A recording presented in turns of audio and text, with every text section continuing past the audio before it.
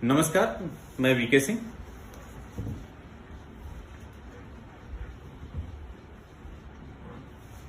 आज हम बड़े सेंसिटिव, विवादित और महत्वपूर्ण भी कह सकते हैं विषय पर डिस्कस करने वाले हैं। और यह विषय है शराब के ठेके राज्य सरकारों द्वारा खोला जाना उनकी जरूरत या उनकी मजबूरी। आलोचना हमारे द्वारा करना, आपके द्वारा करना बड़ा आसान है, लेकिन जिम्मेदारी का निर्वहन करना ये ज्यादा मुश्किल है। इस समय सरकार की जिम्मेदारी असीमित है। इस समय सरकार को अपने देश की जनता का रोष का भी सामना करना पड़ रहा है। हम तो घर पर बैठ करके बस मैसेज स्प्रेड करते हैं, उस रोष का भी सामना करना पड़ रहा है। कोरोना जैसी महामारी का भी सामना करना पड़ रहा है और साथ ही साथ लोगों के अंदर बढ़ रहे असंतोष का भी सामना करना पड़ रहा है। सरकार को अपने खर्चे मेंटेन करने के लिए बड़े सीमित संसाधन होते हैं, या हम कह सकते हैं कि राज्य सरकार के पास सिर्फ 4 संसाधन हैं। एक तो है state goods and service tax,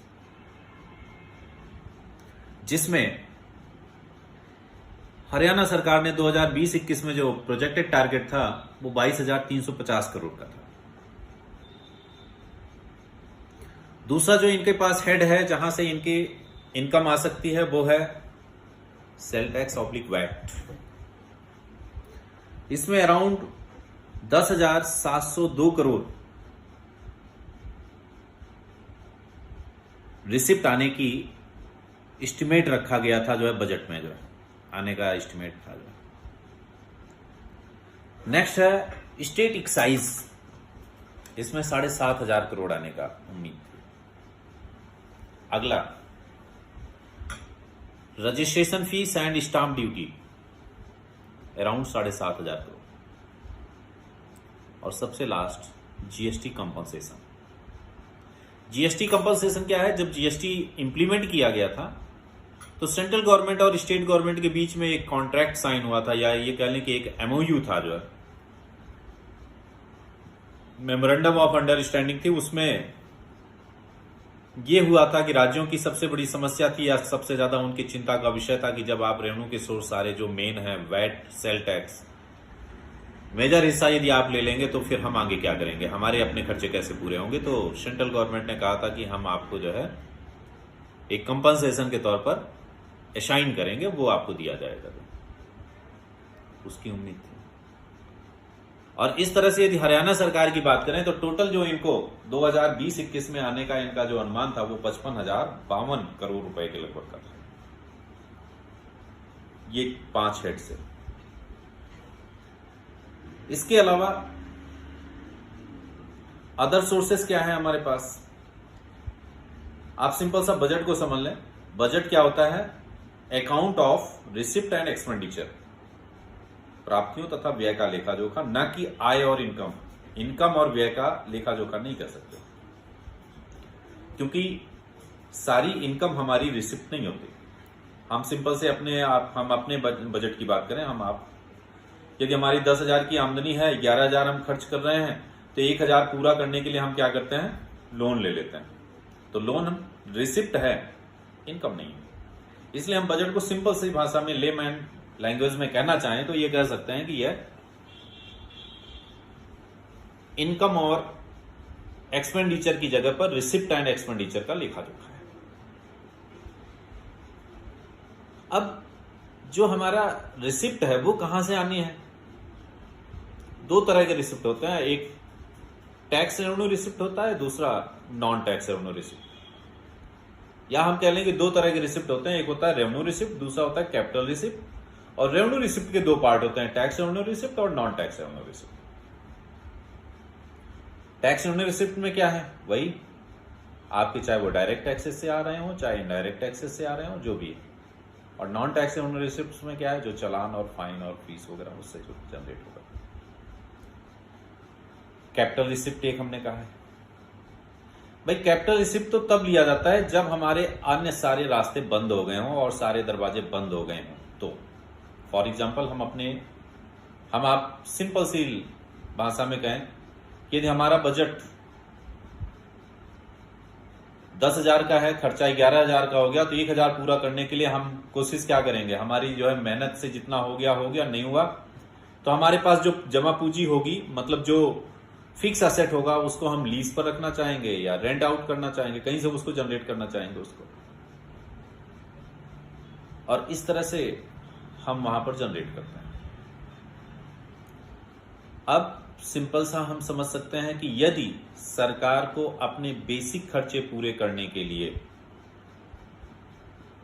यदि कैपिटल रिसिप्ट पर जाना पड़े तो यह देश की अर्थव्यवस्था या राज्य की अर्थव्यवस्था के लिए बड़ा ही घातक होता है। इसलिए सरकार की कोशिश होती है कि वो अपने सारे जो बेसिक से खर्चे हैं, जो उसने अपने कुछ प्लान्स वगैरह पर बनाए हुए हैं, उस खर्चों को वो चाहती है कि उसके रेवेन्यू रिसिप्ट से पूरे हो जाए। और खर्चे किस तरह के, दो ही तरह के खर्चे हम यहां पर भी रखते हैं। एक कहा जाता है डेवलपमेंटल एक्सपेंडिचर, दूसरा कहा जाता है non developmental expenditure. Developmental expenditure क्या है? डेवलपमेंटल एक्सपेंडिचर वो है जो सरकार ने अपने बजट के माध्यम से डिसाइड किए हुए हैं, जो प्लान्स वगैरह पर डिसाइड किए हुए हैं। फॉर एग्जांपल जैसे कि आप सिंपल सा कह लीजिए, हरियाणा गवर्नमेंट ने अभी एक डिसाइड किया है कि स्पेशल एक्टिविटी के तहत इलेक्ट्रिसिटी कनेक्शन, कौन सी एक्टिविटी, जैसे ग्राइंडिंग हो गई, रिपेयरिंग की हो गई, इस तरह की जो एक्टिविटीज में लगे हुए हैं, पैकिंग की हो गई, इस तरह की जो एग्रीकल्चर सेक्टर्स में जो लगे हैं, उस तरह की एक्टिविटी पर जो अभी पर यूनिट जो बिल लिया जाता था 7.5 रुपए पर यूनिट, उसको कम करके जो है 4.75 रुपए पर यूनिट किया गया। ये तो कर दिया गया है, इसको तो डिक्लेयर किया गया है, ये उसके डेवलपमेंटल खर्चे में आ चुके हैं, उसमें कटौती करना बड़ा मुश्किल है सरकार के लिए। दूसरा, एमएसएमई के थ्रू जो स्मॉल स्केल इंडस्ट्रीज को प्रमोट करने के लिए सरकार जो कोशिश करती है, उसमें भी अभी हाल में जो है हरियाणा गवर्नमेंट ने चेंज किया है। पहले एक फार्मर को 1.5 लाख रुपए तक कोऑपरेटिव बैंक से लोन का प्रोविजन था, दायरा कम था, चूंकि कोऑपरेटिव बैंक से होता था, कम ही लोगों को हो पाता था। अब क्या किया है, चाहे नेशनलाइज बैंक हो चाहे कोऑपरेटिव बैंक हो, सभी से कर सकते हैं। और उसमें एक क्राइटेरिया और भी कर दिया, पहले 1.5 लाख था, अब पर एकड़ 60,000 या मैक्सिमम 3 लाख, तो अब 3 लाख तक भी हो सकता है। यहां पर भी खर्चा बढ़ा है। स्कूल एजुकेशन पर 400 प्लेवे स्कूल एस्टेब्लिश करने के लिए जो है गवर्नमेंट का प्लान बना है। आदर्श मॉडल स्कूल भी जो है एस्टेब्लिश करने का प्लान बना है, जो है आदर्श संस्कृति स्कूल के तौर पर, विद्यालय, संस्कृति विद्यालय। दूसरा एक चीज और भी, लगभग 1000 बैगलेस स्कूल का कॉन्सेप्ट जो है हरियाणा गवर्नमेंट ने अभी रखा हुआ है। इन सारी चीजों के जो खर्चे हैं, आप कह सकते हैं क्या कटौती नहीं करेगी सरकार? करेगी, कर सकती है। जब कहीं से नहीं पूर्ति होगी तो करेगी। क्या वाइन शॉप से पूरा हो जाएगा? नहीं होगा। नहीं होगा तो कहीं ना कहीं से तो कटौती करनी पड़ेगी। ऐसे रहेगा तो पूरा काटना पड़ जाएगा, फिर तो और भी समस्या हो जाएगी। इसलिए जो है सरकार के सामने ये सबसे बड़ी समस्या है। और विरासत में कुछ समस्याएं चल रही हैं सरकार की पिछली, यहां पर मैं जरूर कहूंगा कि पिछली कुछ नीतियों की अनदेखी के कारण सरकार को आज ये हालात के सामना जो करने पड़ रहे हैं, यदि पिछले वर्षों में यदि इस चीज को ध्यान में रखा गया होता तो शायद ना होता। जैसे कि पिछले सालों से आप देखें, 2-3 सालों से हमारा जो है एग्रीकल्चर का जो ग्रोथ रेट है अराउंड 16% के लगभग रहा है। 33% हमारा मैन्युफैक्चरिंग सेक्टर में रहा है और 1% ग्रोथ रेट दिखी है सर्विस सेक्टर में। यहां पर ये स्टैग्नेंट सा बना हुआ है, इसमें ग्रोथ नहीं है। सरकार को इसको बढ़ाने की आवश्यकता है। सरकार सोच रही है कि ये भी हो। अब ऐसी महामारी के दौर में इसको बढ़ाना तो दूर की बात है, इसको इसी लेवल पर मेंटेन रखने के लिए भी सरकार को बहुत समस्या का सामना करना पड़ रहा है। इसलिए भी सरकार को रेवेन्यू की तरफ सोचना पड़ेगा कहीं ना कहीं। नेक्स्ट, अनएम्प्लॉयमेंट की तरफ देख लीजिए। अनएम्प्लॉयमेंट यदि उस पर देखते हैं हरियाणा में, तो हरियाणा में अनएम्प्लॉयमेंट अराउंड, एक डाटा था हमारे पास,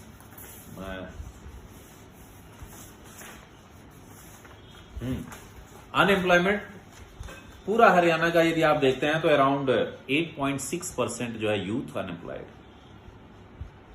जबकि पूरे नेशन के लेवल पर यह देखा जाए तो ये था जो है 6.1%। और ये मेरा डाटा नहीं जो है किसी ऐसे का नहीं, ये डाटा गवर्नमेंट का ही है, और ये डाटा है लेबर फोर्स सर्वे 2017-18 का।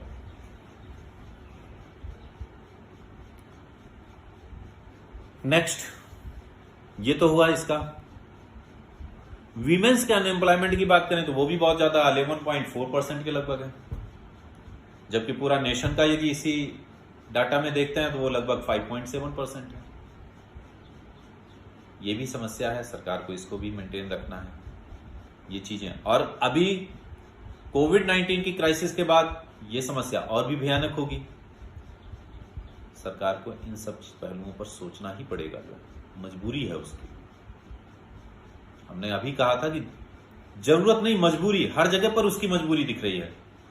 चाहे वो इलेक्ट्रिसिटी कनेक्शन को लेकर के उसकी मजबूरी आप देख रहे हैं, चाहे वो आपकी स्कूल एजुकेशन को लेकर के आप उसकी मजबूरी देख रहे हैं, चाहे वो एमएसएमई स्मॉल स्केल इंडस्ट्री को प्रमोट करने के लिए मजबूरी देख रहे हैं, चाहे वो तीनों सेक्टर में ग्रोथ को लेकर के सब मजबूरी देख रहे हैं, जिसमें भी आप देख रहे हो, चाहे अनएम्प्लॉयमेंट की बात करें। सरकार का जो टोटल खर्चा अभी हमने बताया था कि 1,42,344 करोड़ का है, उसमें से 75% हमने कहा था कि डेवलपमेंटल एक्सपेंडिचर पर जाता है, जिसमें से कमिटेड एक्सपेंडिचर पर लगभग 60% उसका जाता है। और कमिटेड एक्सपेंडिचर क्या है? Rent, salary, pension and interest. ये तीन खर्चे ऐसे हैं जो सरकार के कमिटेड एक्सपेंडिचर हैं, जिसके बारे में सरकार को करना ही करना है। और ये अराउंड 60% ऑफ द, आप ये कह लें कि टोटल रेवेन्यू रिसिप्ट का हो जाता है। रेवेन्यू एक्सपेंडिचर जितना भी सरकार का है उसका हम कह सकते हैं कि उसका 60% लगभग इसी में चला जाता है। अब सरकार को इसको पूरा करने के लिए उसकी मजबूरी है कि उसके लिए ऑप्शंस देखे। ऑप्शंस कहां पर देखेंगे? हमने अभी कहा स्टेट जीएसटी के लिए हमें अदर इंडस्ट्री को खोलना पड़ेगा, और अदर इंडस्ट्री को खोलेंगे तो समस्या आ जाएगी, जो है मूवमेंट बढ़ जाएगी। कहेंगे कि वाइन में भी तो मूवमेंट हो रहा है। ठीक है, मूवमेंट हो रहा है, मैं मान रहा हूं, मैं नहीं कह रहा कि नहीं हो रहा है। रेवेन्यू बनता कैसे है, आप इस पर थोड़ा सा समझ लीजिए। Revenue equal to tax base into tax rate. Tax base, tax rate. Tax base क्या होता है? जो टैक्स पे करने वाला है, और रेट तो गवर्नमेंट निर्धारित करती है। अब यदि सिंपल सा हम ये कोई नॉर्मल गुड्स के ऊपर ये बात करें, उस पर टैक्स बढ़ाया जाता है, तो वहां पर टैक्स बेस ज्यादा होगा। यदि हम अदर इंडस्ट्री को ओपन करते हैं तो काफी बड़ी मात्रा में पब्लिक की मूवमेंट, काफी संख्या में पब्लिक की मूवमेंट जो है शुरू हो जाएगी, तब जाकर के वो रेवेन्यू जनरेट होगा। और यहां पर टैक्स बेस कम रहेगा और रेवेन्यू जनरेट हो जाएगा। टैक्स बेस कम रहना है, पीने वाले ऐसा नहीं कि बहुत सारे होंगे, जो लिमिटेड हैं। कंपैरेटिव अदर फील्ड को खोलते हैं हम, ओपन इंडस्ट्रीज को करते हैं, या फिर किसी अदर सेक्टर को खोलते हैं, मैन्युफैक्चरिंग सेक्टर को खोल रहे हैं, तो वहां पर जो मूवमेंट पब्लिक की होगी उतनी मूवमेंट वाइन में नहीं होगी। रेवेन्यू वहां पर जो जनरेट होगा उससे ज्यादा जो है प्रोपोर्शन में यहां पर जनरेट हो जाएगा। इसलिए जो है अभी हाल फिलहाल मूवमेंट सरकार को ज्यादा करनी नहीं है, सीमित करना है। इसलिए उसको टैक्स बेस सीमित रखना है, और ये टैक्स बेस सीमित रखना है तो उसके पास ऑप्शन सिर्फ और सिर्फ एक ही बच रहा है, वो है वाइन शॉप को ओपन करना, शराब के ठेकों को खोलना। दूसरा एक और भी है, पेट्रोलियम सेक्टर, डीजल और पेट्रोल के थ्रू गवर्नमेंट को इनकम हो सकती है, लेकिन मूवमेंट हो नहीं रही है, तो वहां से भी इतनी पॉसिबिलिटी नहीं है कि इतना जनरेट हो सके। सरकार के पास ऑप्शन सिर्फ और सिर्फ शराब के ठेके खोलना है, इसके अलावा कुछ नहीं है। हमारे आपके पास सिर्फ कहने के लिए मुद्दे हैं कि सरकार तो खुद ही जो है शराब के ठेकों पर निर्भर कर रही है, वो क्या हमारा भरोसा बनेगी, जो है सहारा बनेगी। सरकार का साथ दें। इस महामारी के संकट में हमें आपको सरकार का साथ देने के अलावा कोई हमारे आपके पास भी ऑप्शन नहीं है, और इसलिए हमें घर में रहते हुए सरकार की नीतियों का पालन करना चाहिए, उनका साथ देना चाहिए। और बस मैं यही कहूँगा, घर में रहें, सुरक्षित रहें।